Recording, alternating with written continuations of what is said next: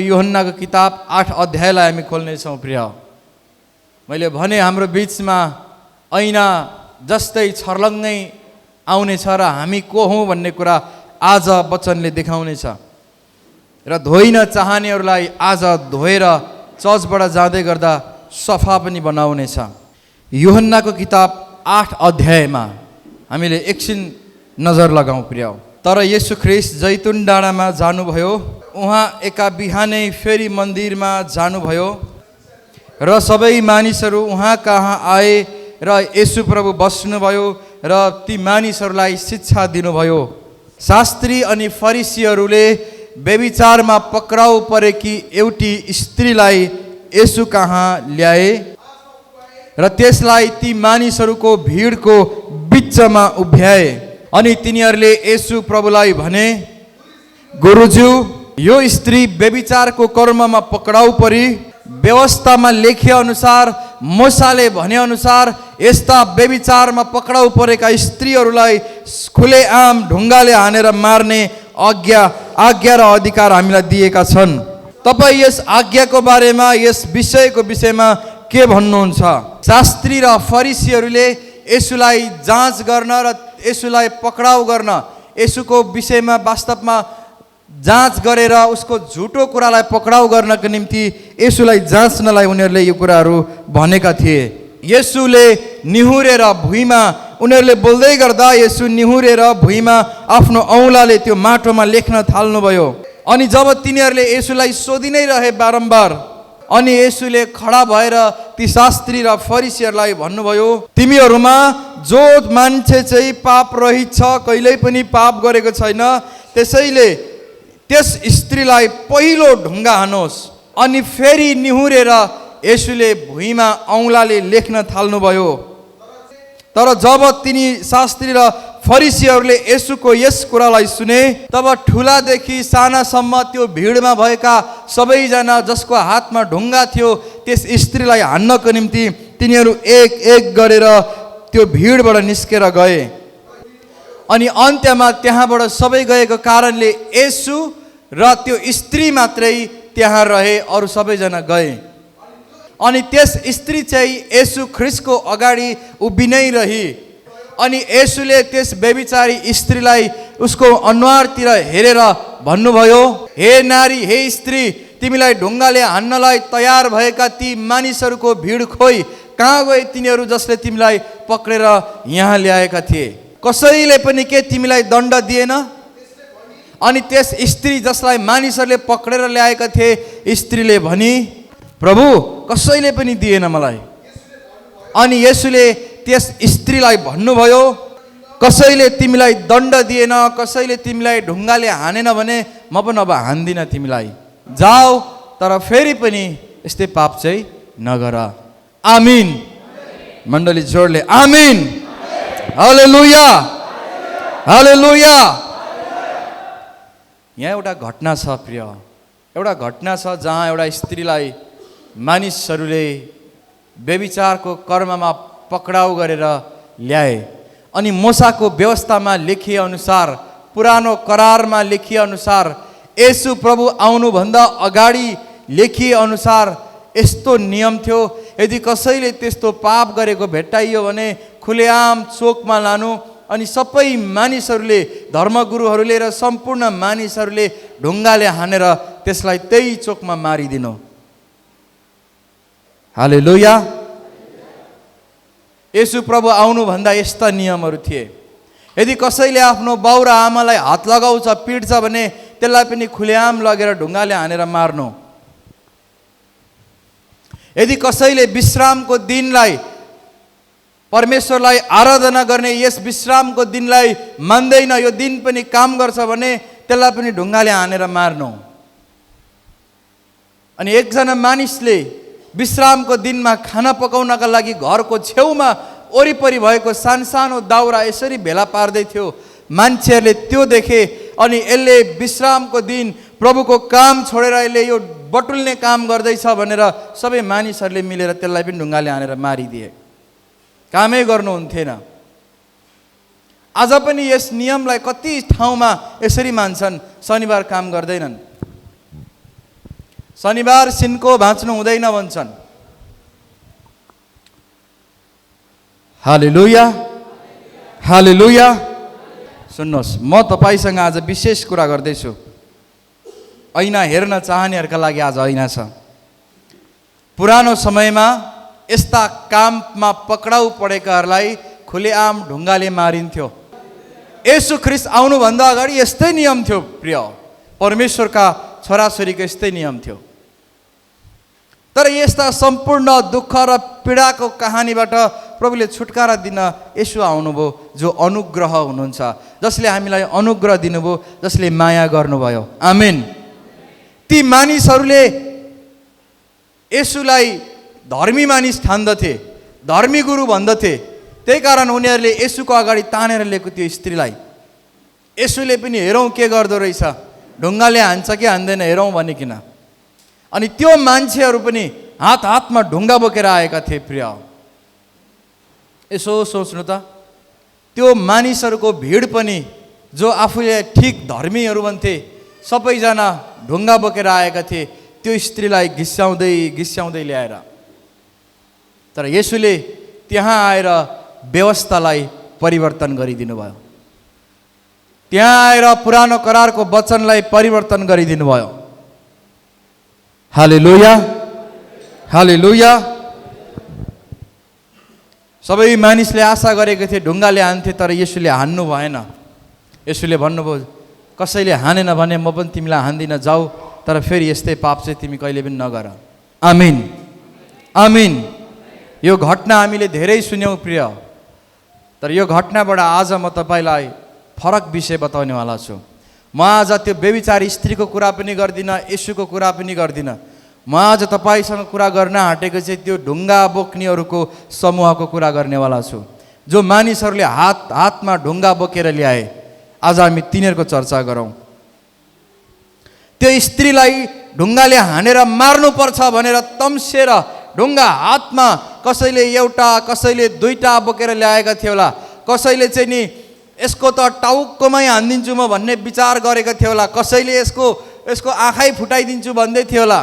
यसको ढाड खुस्किने गरी हानिदिन्छु भनेर सबले घिस्याउँदै घिस्याउँदै हात हातमा ढुङ्गा बोकेर ल्याए त्यो स्त्रीलाई मार्नको निम्ति।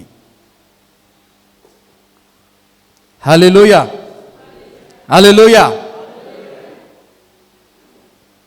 मलाई अचम्म लागेको विषय चाहिँ यहाँ स्त्रीलाई मात्र पक्रेर ल्याइयो, पुरुष चाहिँ कता हरायो हरायो। त्यो केटा चाहिँ कहाँ गएछ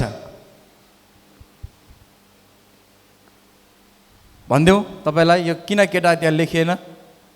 येशू ख्रीष्ट आउनुभन्दा अगाडि यहुदीहरूले स्त्री जातिलाई मान्छे नै गन्दैनथे प्रिय। स्त्री जातिलाई मान्छे नै गन्दैनथे। उनीहरूले यसरी प्रार्थना गर्थे, यहुदीका धर्मगुरुहरूले, धन्यवाद हे ईश्वर, तपाईँले हामीलाई कुकुर बनाउनु भएन, मान्छे बनाउनु भयो। धन्यवाद हे ईश्वर, तपाईँले हामीलाई यी स्त्री पनि बनाउनु भएन, मान्छे बनाउनु भयो। यिनीहरू स्त्री जातिलाई मान्छे नै गन्दैनथे प्रिय। त्यही कारण येशू ख्रीष्ट आउन जरुरी पर्यो, जसले यस्ता बिग्रेका बाङ्गाटिङ्गा व्यवस्थाहरूलाई परिवर्तन गरिदिउन्। आमिन। जसले सबलाई एक समान। येशू आएपछि वचनमा के लेखियो, के स्त्री, के पुरुष, के नोकर, के मालिक, तिमीहरू सब अबदेखि येशूमा एउटै हौ। आमिन, आमिन। ढुङ्गा बोक्नेहरूको समूह प्रिय, यिनीहरू हात हातमा ढुङ्गा बोकेर त्यो स्त्रीलाई, तैले पाप गर्ने, तँलाई मोसाको व्यवस्था थाहा छैन, तैले किन पाप गरिस्, पख्लास, अब तेरो समय आयो भनेर हातमा पक्रेर तानेर ल्याए। सबको हातमा ढुङ्गा थियो। तर येशूले भनेपछि सबैले ढुङ्गा झारे। त्यो ढुङ्गा बोक्नेको समूह कस्तो समूह प्रिय, सुन्नुहोस् अब। त्यो ढुङ्गा बोक्नेका प्रत्येक मानिसहरू यस्ता मानिसहरू हुन् जसले आफ्नो जीवनलाई सधैँ ठिक देख्छन्, जसले आफ्नो जीवनलाई सधैँभरि ठिक देख्छन् प्रिय। जसले आफूले आफूलाई म त कस्तो धर्मी छु, म त खतरा पवित्र छु, म त चर्च पनि जान्छु, भेटी पनि दिन्छु, दशांश पनि दिन्छु, म त धर्मी छु, म त मोसाको व्यवस्था पनि ठिकसँग मान्छु, म त धर्मी छु।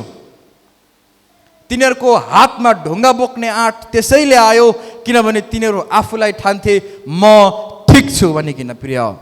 तर सबैभन्दा ठुलो समस्या यही थियो कि यिनीहरूले सम्झे म ठिक छु भनिकन प्रिय। बुझ्नेले भन्नु त आमेन, बुझ्नेले भन्नु त आमेन।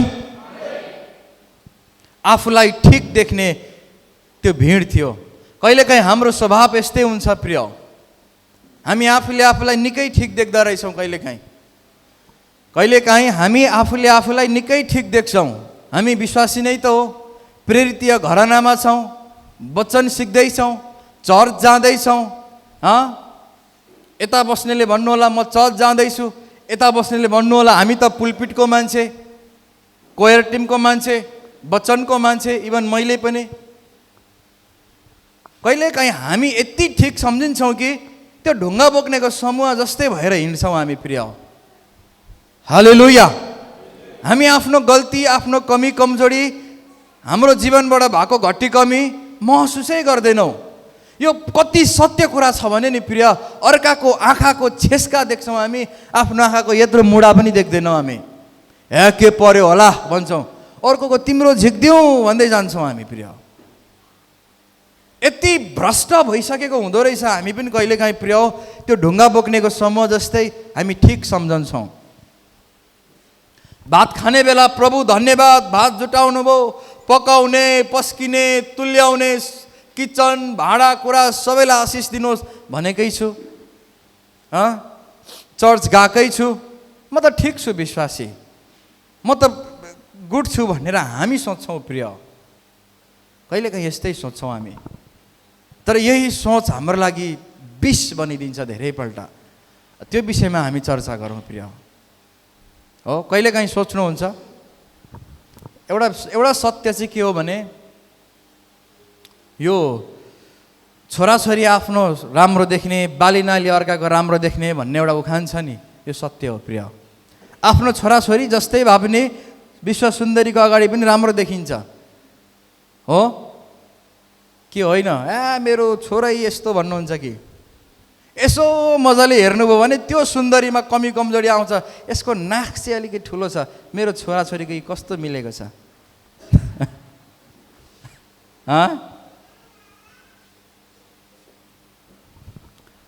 हामी आफ्नो कुरालाई धेरै राम्रो देख्छौँ अनि यही हाम्रो लागि धेरैपल्ट विष बन्छ। हामी विश्वासी प्रियजनहरू सुन्नुहोस्, हामीले सधैँ हामीले आफूले आफूलाई त्यस्ता ढुङ्गा बोक्नेका समूह जस्तै ठिक सम्झनु पनि हुँदैन। हामी चर्च गइरहेका छौँ त भन्छौँ ठिक सम्झन्छौँ अनि परमेश्वरसँग प्रार्थना गर्ने कुरा हामीलाई मतलबै हुँदैन। शनिबार भर्खरै चर्चबाट त आएको, आज के प्रार्थना गर्नु पर्यो भन्छौँ। किनकि हामी चर्च गयौँ अनि हामीले सोच्यौँ हामी ठिक छौँ। आज हामी ठिक छौँ त्यो चर्च नआउने भन्दा, किनभने हामी चर्च आयौँ त्यो चर्च आएन, त्यो भन्दा त मै ठिक छु बरु। हामी त पुलपिटबाट सेवाकाई गर्छौँ, पुलपिटबाट बोल्छौँ, पुलपिटबाट गाउँछौँ, हामी त त्यहाँको मान्छेभन्दा कति ठिक छौँ, कति ठिक छौँ, किनभने हामी त यहाँबाट सबलाई लिड गर्छौँ। हो, यस्ता तर्कहरू, यस्ता विचारहरू कहिलेकाहीँ हामीमा आउँछ अनि हामी अर्काको कमी कमजोरी छिट्टै देख्छौँ, तर हामीमा भएको समस्या देख्दै देख्दैनौँ प्रिय। यो ढुङ्गा बोक्नेको समूहहरू यस्ता मानिसहरू हो जसले म त ठिक छु, म त एक्युरेट छु, ममा कमी कमजोरी नै छैन, यसलाई ढुङ्गाले पक्लक्का हानेर यहीँ मारिदिन्छु म भनेर हातमा ढुङ्गा बोकेर ल्याएका थिए प्रिय। तर थाहा छ ती आफूलाई म ठिक छु भन्नेहरूले ऐना कतिखेर भेटे? जब येशूको अगाडि गए नि, येशू चाहिँ तिनीहरूको लागि ऐना जस्तै हुनुभयो। तिमीहरू को हौ भन्ने कुरा म देखाइदिन्छु भनेर येशूले देखाइदिनु भयो। ती ढुङ्गा बोक्नेका मानिसहरू जसले बेबिचारी स्त्रीलाई मार्नलाई, पक्का हानेर मार्नलाई ढुङ्गा बोकेर आएका थिए, येशूको अगाडि आउने बित्तिकै येशू होइन तिनीहरूले त ऐना पो भेटे प्रिय। अनि आफूमा को रहेछु म भन्ने कुरा थाहा भयो प्रिय। हालेलुया, हालेलुया। कहिलेकाहीँ हामी आफूलाई निकै ठिक सम्झन्छौँ, तर यदि हामी को हौँ, म को हो रहेछु वास्तवमा मेरो जीवन के हो, मेरो सोच के हो, म को हुँ भन्ने यथार्थ चाहिँ प्रिय जब हामी परमेश्वरको वचनको अगाडि आउँछौँ त्यो मान्छेको मात्र वस्त्र ठिक हुन्छ प्रिय। बुझ्दै हुनुहुन्छ? जो मान्छे वचनको अगाडि जिउँछ त्यो मान्छे मात्रै ठिक हुन्छ वास्तवमा। किनभने वचन चाहिँ यसु हो, यसु चाहिँ वचन चाहिँ ऐना हो। उसले हरेक दिन वचनमा बसेर आफ्नो वस्त्र चेक गर्छ, आफ्नो लुगा ठिक छ कि छैन जाँच्छ प्रिय। तर वचनदेखि दायाँ र बायाँ गएको छ, कहिल्यै पनि वचनमा बस्दैन, न वचन उसको लागि महत्त्वपूर्ण छ, तर पनि म ठिक छु भन्छ भने ती ढुङ्गा बोक्नेका समूह जस्तै हो तिनीहरू प्रिय। त्यही कारण आजको चुनौती यस मण्डलीलाई प्रिय, आजको चुनौती तपाईँ सम्पूर्णलाई प्रिय, हामी ढुङ्गा बोक्नेको दल जस्तै म ठिक छु भनेर हिँडेका छौँ, तर वचनको अगाडि कहिल्यै पनि देखा परेका छैनौँ, वचनलाई कहिल्यै पनि प्राथमिकता दिएका छैनौँ भने हामी त्यो ढुङ्गा बोक्नेको समूह जस्तै हो। जो वास्तविकतामा भन्ने हो भने बेठिक छ, जो वास्तविकतामा भन्ने हो भने नाङ्गो छ प्रिय। तपाईँ भन्नुहुन्छ म शनिबारै पछि चर्च आउँछु, म ठिक छु। तपाईँ शनिबारै पछि चर्च आएर पनि ठिक नहुन सक्नुहुन्छ। म शनिबारै पछि वचन बोलेर पनि म ठिक नहुन सक्छु प्रिय। हामी चर्चको कुर्सीमा बसेर पनि ठिक नहुन सक्छौँ, इभन म पनि पुलपिटबाट वचन दिएर पनि ठिक नहुन सक्छु प्रिय। यदि वास्तविकतामा मैले आफूले आफूलाई वचनमा ढालेको छुइनँ भने, वास्तविकतामा म वचनप्रति गहिरो भएको छुइनँ भने म त्यो ढोङ्गी मानिसहरू जस्तै हुन सक्छु प्रिय। तपाईँ हामी त्यो ढोङ्गी मानिसहरू जो अर्काको गल्ती चाहिँ भेट्यो भने ढुङ्गै बोकेर कुद्छौँ, जब ऐना अगाडि आउँछ ढुङ्गा फालेर भिडबाट लुसुक्कै कुनाबाट निस्केर भाग्छ प्रिय। हालेलुया। त्यही कारण गर्ने के भन्दा परमेश्वरको वचन हाम्रो लागि ऐना हो। त्यही कारण हरेक समय यो ऐनाको अगाडि जाने। उनीहरू येशूको अगाडि गए किनभने बाइबलले भन्छ वचन देहधारी शारीरिक रूपमा आउनु भएको हो। वास्तवमा येशू नै वचन हुनुहुन्थ्यो। आमिन, आमिन। त्यही कारणले गर्दा हामी यदि ऐनाको अगाडि जाने र आफ्नो जीवनलाई, आफ्नो वस्त्रलाई ठिक पार्ने हो भने हामी वचनको अगाडि जाने हो। अब त्यही कारण उपदेशकको किताबले भन्छ परमप्रभुको भवनमा जाँदा होसियारीसँग जाऊ, ओले ओले गफ गर्नलाई होइन, भयसाथ प्रभुको वचन सुन्नलाई जाऊ भन्छ प्रिय। अब यो ओले ओले त छैन, तर बेमतलबी यो ठट्यौली बिना अर्थको कुराहरू गर्नुभन्दा तिमीहरू वचन सुन्नलाई जाऊ भन्नेको वास्तवमा। आमेन, आमेन। येशू वचन हुनुहुन्छ। हाम्रो वस्त्र कस्तो छ प्रिय? हामी ठिक पो भन्छौँ कि आफूले आफूलाई? म त क्रिस्चियन जयमसी भनेकै छु, म त ठिक छु भन्छौँ कि? तर वास्तविकतामा तपाईँ कस्तो हुनुहुन्छ त्यो तपाईँलाई बाहेक कसैलाई पनि थाहा छैन। म कस्तो छु वास्तविकतामा मलाई बाहेक कसैलाई पनि थाहा छैन।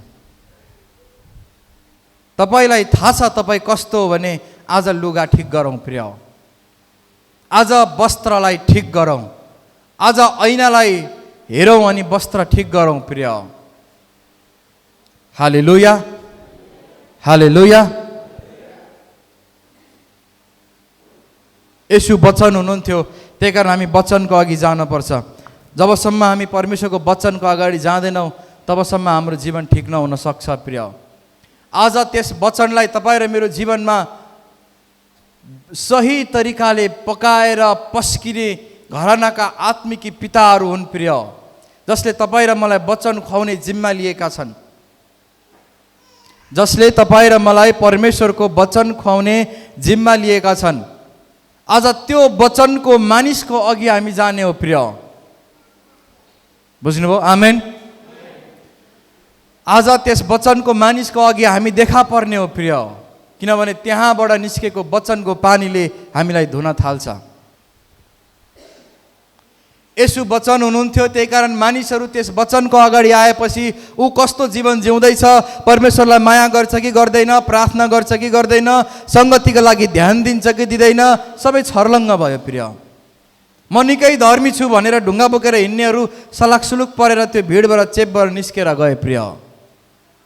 उनीहरूको वस्त्र कस्तो लगाएको थियो देखा पर्यो प्रिय। त्यही कारण आजको समय चाहिँ के हो भने हामी त्यो वचनको अगाडि जाने, त्यो वचन जहाँ जुन वचन आत्मिकी पिताबाट हाम्रो निम्ति हरेक समय बगेर आउँछ, त्यो पिता कहाँ जाने हो हामी प्रिय? यो आत्मिकी बाउ आत्मिकी छोराछोरी भनेको खालि यताबाट बाउ मान्ने यताबाट छोराछोरी, यो सामान्य कुरा होइन प्रिय। हालेलुया, हालेलुया। यो सामान्य कुरा होइन, यो गम्भीर रहस्य हो। परमेश्वरले देखाएको एउटा गम्भीर रहस्य हो, स्वर्गको राज्यको सिद्धान्त हो यो प्रिय। त्यही कारण यस विषयमा हामी जति गम्भीर हुन्छौँ हाम्रो सुदिन त्यति धेरै फर्किन्छ प्रिय। आमिन। यदि हामी चाहन्छौँ हाम्रो सुदिन फर्किएको, यदि हामी चाहन्छौँ हाम्रो फलिफाप भएको भने यस वचनप्रति हामी गम्भीर हुन जरुरी छ। नत्र भने प्रार्थनाको विषय राखेकै प्रिय, आज पनि यो भयो, आज पनि त्यो भयो, आज पनि त्यो भयो, धेरै प्रार्थनाको विषय हुन्छ। किनभने उसले आफ्नो वस्त्र ठिक नगरेको कारणले। वस्त्र ठिक गरेर हिँड्ने मान्छेहरूको धेरै प्रार्थनाको विषय हुँदैन, एउटा दुईटा होला, त्यो पनि दर्शनको हुन्छ प्रिय। हालेलुया।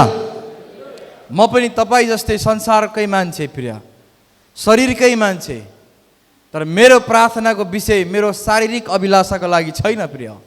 मेरो प्रार्थनाको विषय खाली खाली खाली परमेश्वरको राज्यको लागि मात्रै छ। मान्छेले मुक्ति पाउन्, मान्छेले मुक्ति पाउन्, परमेश्वरको राज्य बढोस्, परमेश्वरको राज्य बढोस्। किनकि मलाई थाहा छ म कहाँ उभिएको छु। हालेलुया, हालेलुया। प्रत्येक व्यक्ति हरेक दिन वचनको ऐनाको अगाडि उभिनुपर्छ।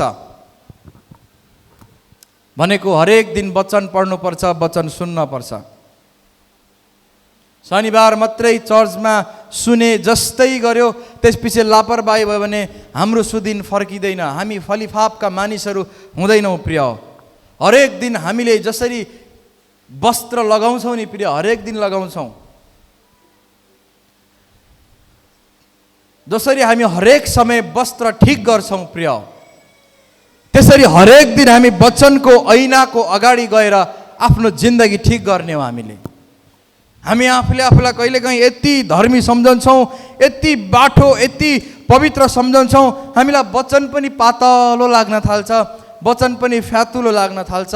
सङ्गतिका कुराहरू, वचनका कुराहरू, आत्मिकी पिताका कुराहरू, टेबलका कुराहरू हाम्रो लागि बेमूल्यको हुन्छ। अनि यो पृथ्वीमा जीवन कष्टकर बन्न थाल्छ प्रिय। हामीसँग ईश्वरीय त्यो अनुग्रह र अभिषेक त्यो वचन छ। म त प्रिय ग्यारेन्टी दिएर भन्छु, यदि जसो मैले भने तपाईँले 1% पनि मिस नगरी हिँड्नुभयो भने तपाईँको आत्मिक जीवन पनि 100, आर्थिकको जीवन पनि 100 नै हुन्छ प्रिय। तपाईँ गरिब हुनै हुन्न। बुझ्नुभयो? त्यो अनुग्रह छ हामीसँग वचनद्वारा। खालि चर्चमा आएर वचन दिने समय काट्ने मानिसहरू होइन हामी प्रिय। यदि तपाईँ ठिकसँगले सरसल्लाहमा हिँड्नुहुन्छ, ठिक ठिक कुरा भनेको गर्नुहुन्छ भने तपाईँको आत्मिक जीवन पनि, परिवार पनि स्वर्ग जस्तै हुन थाल्छ। तपाईँको आर्थिक पनि धेरै माथि जान्छ, आर्थिक पनि प्रिय। त्यो अभिषेक छ वचनमा प्रिय। आमिन। त्यही कारण गर्ने के भन्दा ढुङ्गा बोक्नेको दल जस्तै नसम्झिने कि हामी ठिकै छौँ, आज वचन नपढे पनि हुन्छ, हामी ठिकै छौँ, आज सङ्गति नगए पनि हुन्छ, हामी ठिकै छौँ, आज त्यो टेबलमा नबसे पनि हुन्छ, हामी ठिकै छौँ, आज वचन नसुने पनि हुन्छ। यस्ता ठिकै छु भन्नेहरू एक दिन भिडबाट लुसुक्कै थाहै नपाई भाग्नुपर्छ प्रिय। त्यही कारण हामी त्यो ढुङ्गा बोक्नेको मानिसहरू जस्तै होइन, ठिकै त छु म, आज केलाई सङ्गति जानु पर्यो, आज यही काम गरिदेऊ न, आज त्यो दाउराहरू बटुल्याउँ न बरु, म ठिकै त छु, आज केलाई प्रार्थना गर्नु पर्यो, ठिकै त भइरहेछ सबै कुराहरू। हालेलुया, हालेलुया। प्रत्येक व्यक्ति हरेक दिन वचनको ऐना अगाडि आएर आफ्नो वस्त्र ठिक गर्ने हो। त्यही कारण वचन हाम्रो अगाडि आउँदैछ यसरी प्रिय।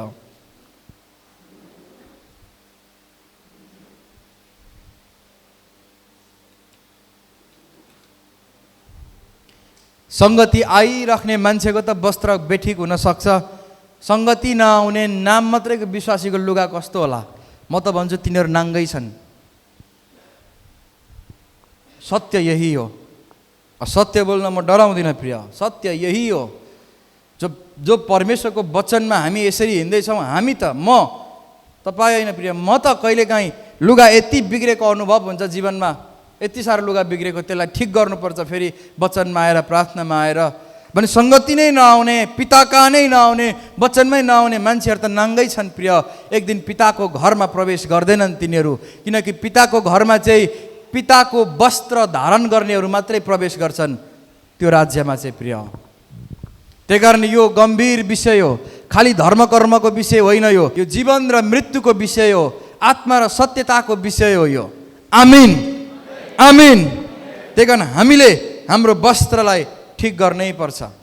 यदि वस्त्र ठिक भएन भने निकालिन्छ, अनुग्रह निकालिन्छ, हामीबाट आशिष निकालिन्छ। एकजना मालिकले, एकजना राजाले आफ्नो छोराको बिहे गर्नका निम्ति भोज तयार गर्छन्, बिहेको भोज तयार गर्छन्। जसलाई बोलाएको हुन्छ तिनीहरू कोही पनि आउँदैनन्, बाहना गर्छन्। कसैको काम हुन्छ, कसैको खेत जोत्नुहुन्छ, कसैको बिहा हुन्छ आफ्नै, कसैलाई कता हतार हुन्छ, आउँदैनन्। निम्तालुहरू कोही आउँदैनन्। अनि उसले भन्छ नोकरलाई, जा गएर सडक उनी बस्ने ती अन्य मानिसहरूलाई लिएर आइज र यो भोजमा उनीहरूलाई राखेर यो विवाहको भोज उनीहरूलाई खुवाउँ। त्यो राजाले त्यसरी भन्नुहुन्छ। हुन्छ भनेर नोकरहरू गएर सडकमा माग्नेहरू, सडकमा हिँड्नेहरू सबैलाई लिएर आउँछन् विवाहको घरभित्र। यता आउनुहोस् भन्यो अरे, सबैलाई विवाहको लुगा लगाइदिएको हुन्छ। त्यो विवाहको भोजमा बस्दा एउटा वस्त्र लगाउनु पर्छ, तर सबैलाई लाएको हुन्छ, एकजनाले लाएकै हुँदैन। त्यहाँनिर उसले आफ्नै लुगा लगाएर आएको हुन्छ। जब राजा आउँछ, मेरो छोराको बिहाको भोजमा कतिजना आए, को आए भनेर यसो हेर्नु, सबैको लुगा ठिक छ, त्यो एकजनाले अर्कै लुगा लाएर आएको हुन्छ। अनि त्यो मालिकले भन्छ, त्यो राजाले नोकरहरूलाई, गएर यसलाई पक्रेर आगोमा हालिदेऊ, यसलाई निकालिदेऊ, यसको लुगा ठिक छैन, यसलाई नरकको आगोमा हालिदेऊ भनेको छ प्रिय। हालेलुया। त्यो भनेको आत्मिकी परिभाषा हो, यो आत्मिकी सत्यता हो। हाम्रो लुगा ठिक हुनुपर्छ भनेको वास्तवमा त्यो घटनाले।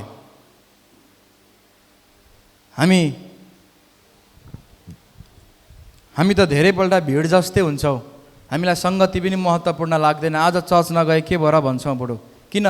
त्यो भनेको के हो थाहा छ? म ठिकै त छु भनेको, आइ एम ओके, म क्रिस्चियन नै त हो। क्रिस्चियनहरू स्वर्ग जाँदैनन् प्रिय हो, क्रिस्चियनहरू स्वर्ग जाँदैनन् है। स्वर्ग हामी जान्छौँ, परमेश्वरका छोराछोरीहरू स्वर्ग जान्छन्। उद्धार त्यसैको हुन्छ जो परमेश्वरको छोराछोरी हो। धेरै क्रिस्चियनहरू छोडिन सक्छन्।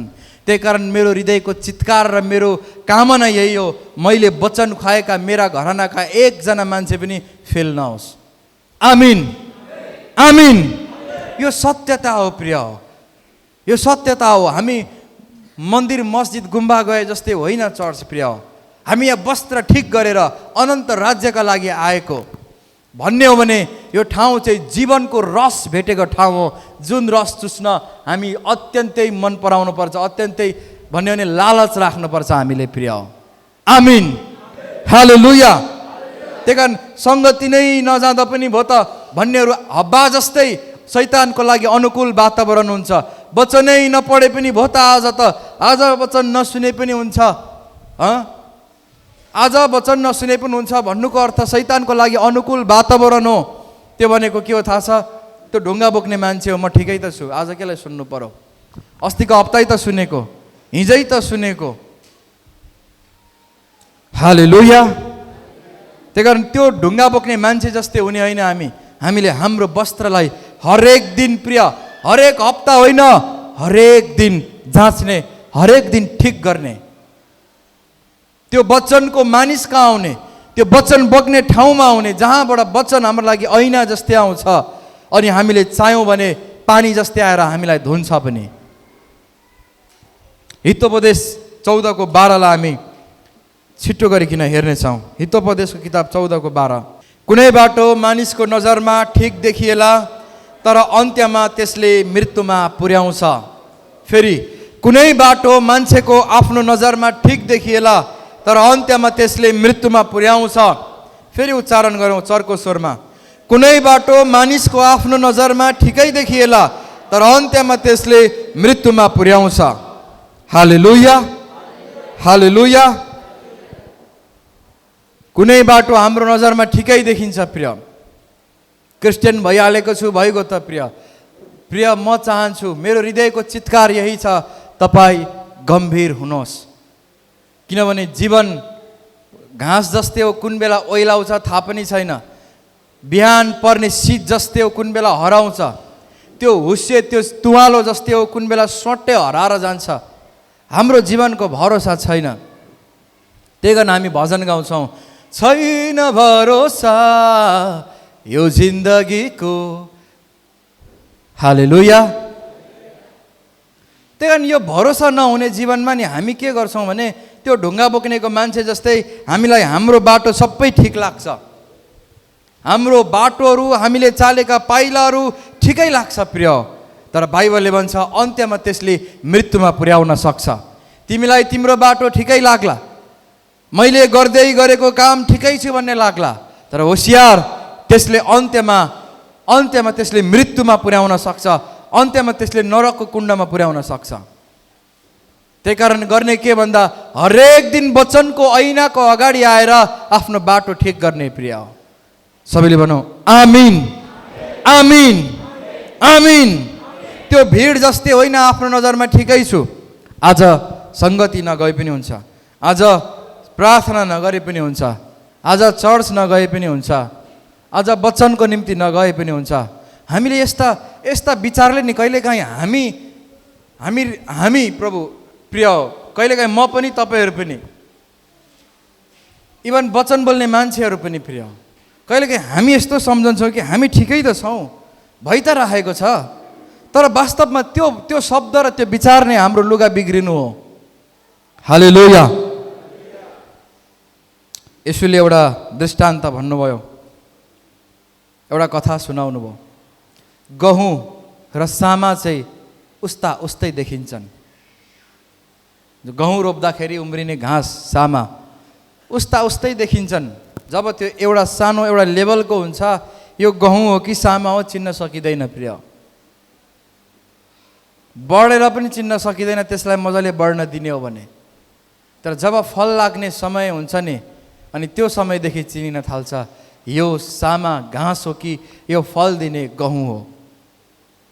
हालेलुया। कहिलेकाहीँ हामी यस्तो देखा पर्ने रहेछौँ कि हामी यस्तो देखा पर्छौँ कि गहुँ जस्तै देखा पर्छौँ, तर वास्तवमा हामी ढुङ्गा बोक्नेको समूह जस्तै भएको कारणले हामी सामा हुँदो रहेछौँ प्रिय। हामी फल नफलाउने मानिसहरू देख्दा चाहिँ राम्रो देखियो, आमेन पनि भनेकै छ, हालेलुया पनि, चर्च पनि जाँदैछ, तर फल नफल्ने सामा त्यो घाँस जस्तै हुँदो रहेछौँ। त्यही कारण आज हामीले ऐनालाई हेरे जस्तै मेरो जिन्दगी कतिको ठिक छ कि छैन आज जाँच्ने समय हो। आजको शनिबार प्रिय, मैले त्यही कारण भने अघि नै, आज ऐनाको दिन हो प्रिय, ऐना हेर्ने दिन हो प्रिय। हामी सामा हौँ कि गहुँ हौँ, हामी ठिकै त छौँ हामी भन्ने मानिसहरू हौँ कि कतै प्रभुको कुरालाई फ्यातुलो हलुका पानीमाथिको कुरा सम्झेर अन्य कुरालाई गरुङ सम्झेर ठिकै त छ त भन्ने त्यो ढुङ्गा बोक्नेको मानिसहरू जस्तै हो कि कतै। त्यही कारण म चाहन्छु हामीले हरेक दिन आफूलाई वचनको अगाडि लगेर जाँचेको होस्। आमेन, आमेन। किनभने किसान जसको हातमा हँसिया छ, जब फल लाग्ने समय हुन्छ सामाहरू चाहिँ उखेलिनेछन् प्रिय। मेरो कामना छ यस मण्डलीका, यस घरानाका, यस चर्चका कोही पनि नउखेलिउन्, तर अन्त समय फल लागोस् उनीहरूको जीवनमा। आमिन, आमिन। कोही पनि सामाको रूपमा ढुङ्गा बोक्नेको दल जस्तै आफूलाई सधैँ ठिक देख्ने हामी नहौँ, तर हरेक दिन आफूलाई वचनको अगाडि लगेर म कस्तो रहेछु भनेर हेर्ने अनि वचनको पानीले धोइने व्यक्तिहरू बनेको होस् भन्ने मेरो कामना, मेरो प्रार्थना छ प्रिय। हालेलुया, हालेलुया।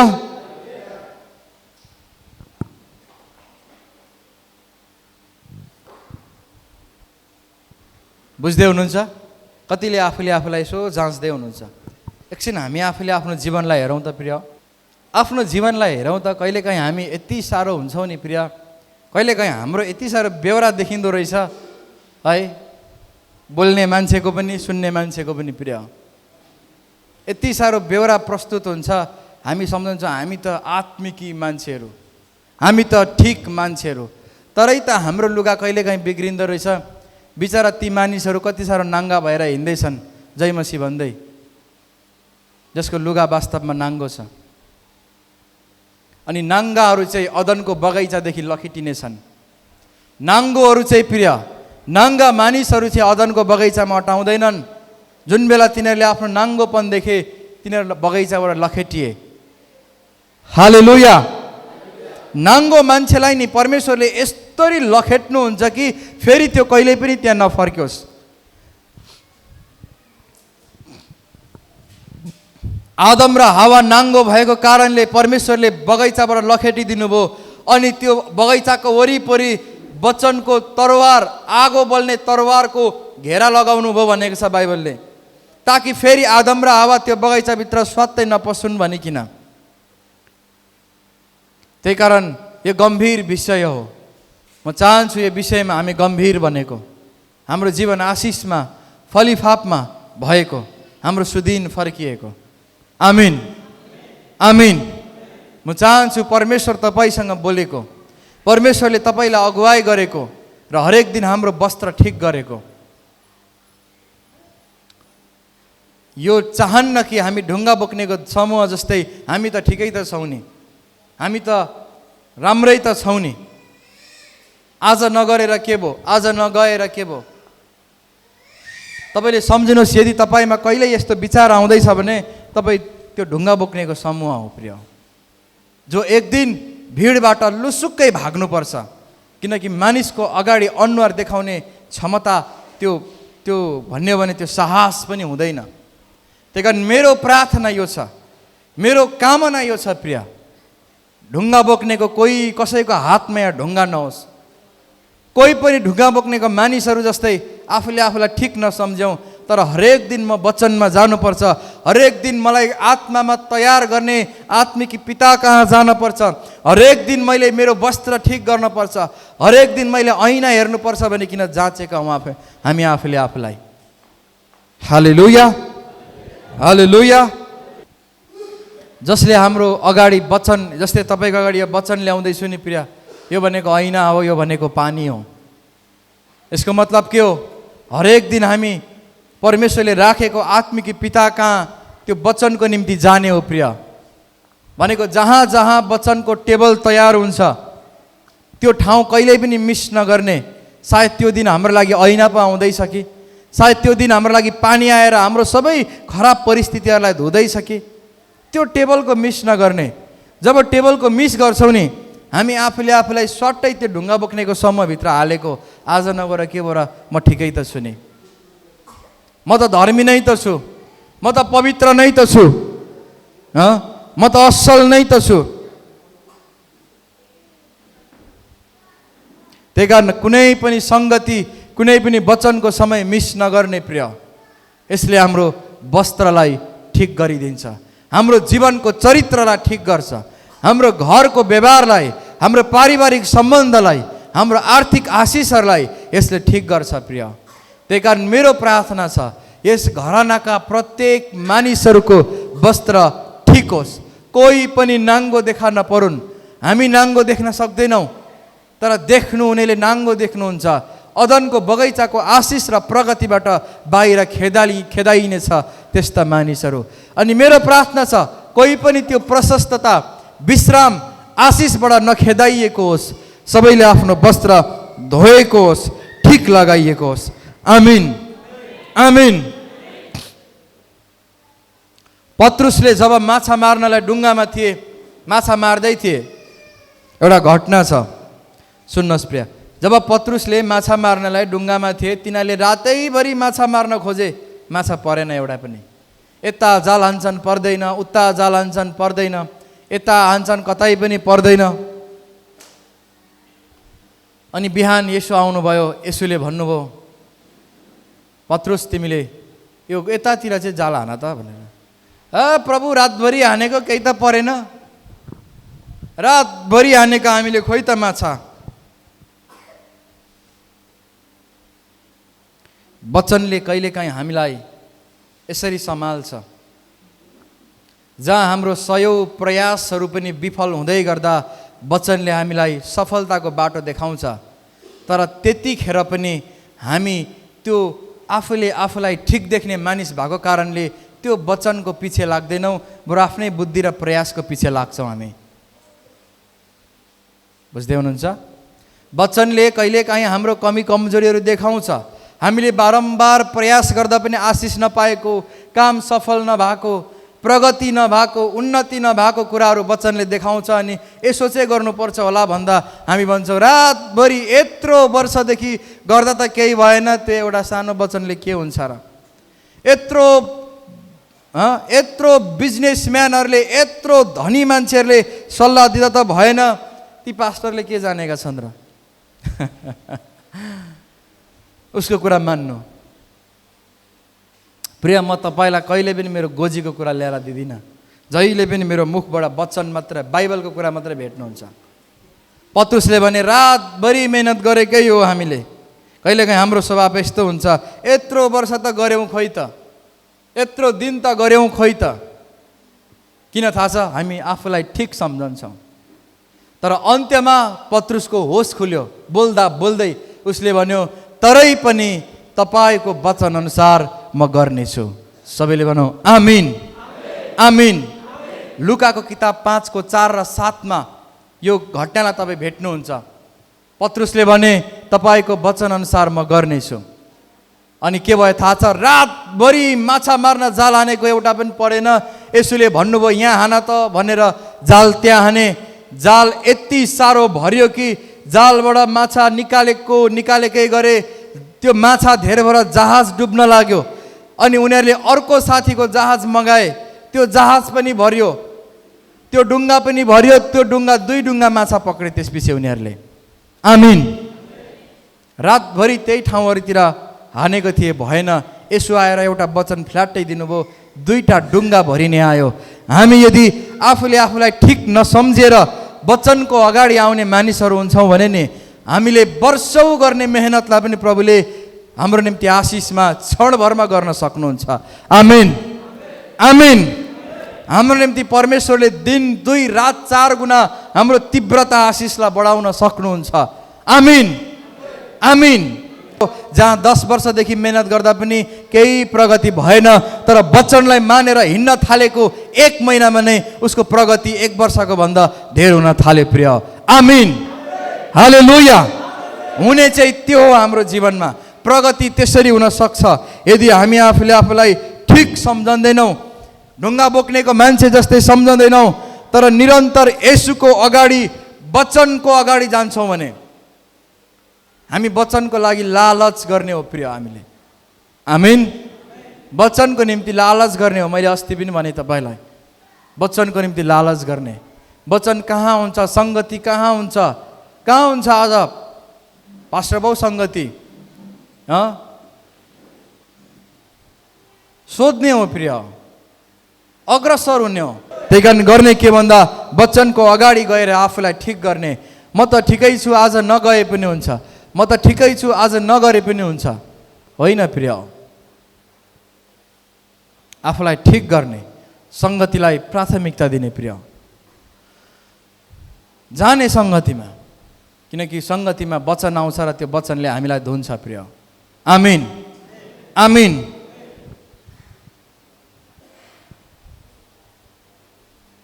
त्यही कारण कहिलेकाहीँ हामी ढुङ्गा बोक्नेको मानिसहरू जस्तै बडो ठिक सम्झन्छौँ। अनि यस्ता ठिक सम्झिने मानिसहरू चाहिँ बिस्तारै नाङ्गिँदै गएका हुन्छन्। आर्थिकमा पनि तिनीहरू नाङ्गिन थाल्छन्, आत्मामा पनि नाङ्गिन थाल्छन् प्रिय। शारीरिक रूपमा पनि रोग समस्याहरूमा नाङ्गिन थाल्छन्। त्यही कारण हामी ननाङ्ग्यौँ भन्ने मेरो प्रार्थना छ। यस चर्चका कोही पनि ननाङ्ग्यौँ।